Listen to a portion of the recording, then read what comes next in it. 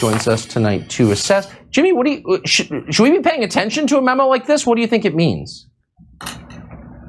What I think it means is that the United States is trying to provoke and sable rattle with another nuclear power, right? This is what we were supposed to be afraid of was going to happen with Donald Trump, right? We couldn't have, he's a crazy man who's going to have his finger on the nuclear button. And now we have Demented Joe, who is saber rattling with two nuclear powers, and they get the corporate media sponsored by the military industrial complex to get Americans to cheer it on. And why do Americans cheer it on? Because they have no idea what's actually happening with their foreign policy. And what's worse is they have no idea that they have no idea that they don't have any idea what's happening with their foreign policy. We have 400 military bases surrounding China since the Korean War. Do we really think that China is getting ready to invade the United States? Because I tell you, they're not. They make everything we use in the United States. Why? Because the same people who want this war are the same people who took the good jobs that are manufacturing jobs in America, turned them into low-paying, crappy jobs, and then shipped them to China. And then we get angry at them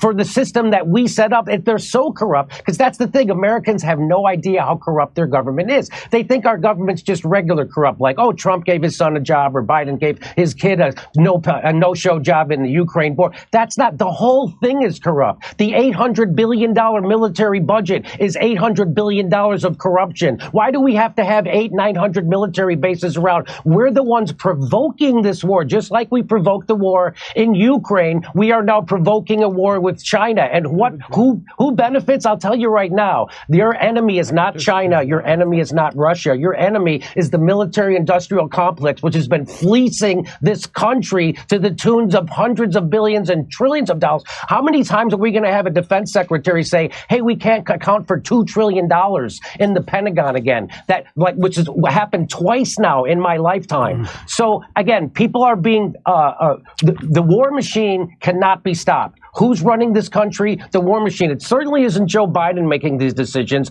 I would like to know who is making the decisions. And I just want to remind everybody, the United States is the world's terrorist. We just set the Middle East on fire in the last 20 years. And now we're doing a proxy war in Ukraine, which we provoked, NATO provoked, and was just admitted that we provoked it by the former prime minister of Germany. And now we're trying to saber rattle with China, and they're predicting a war.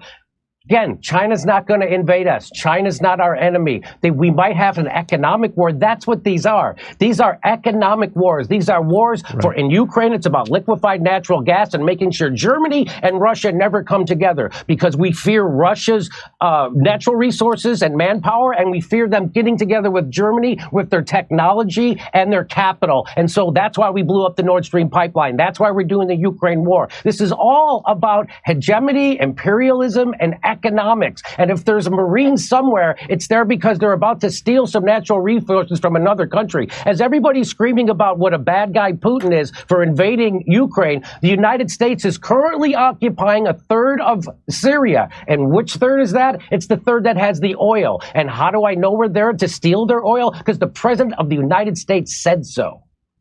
And we're not even benefiting economically. That's, I mean, of course, that's the rub. Jimmy Dore, appreciate it. Thank you. My pleasure. I like to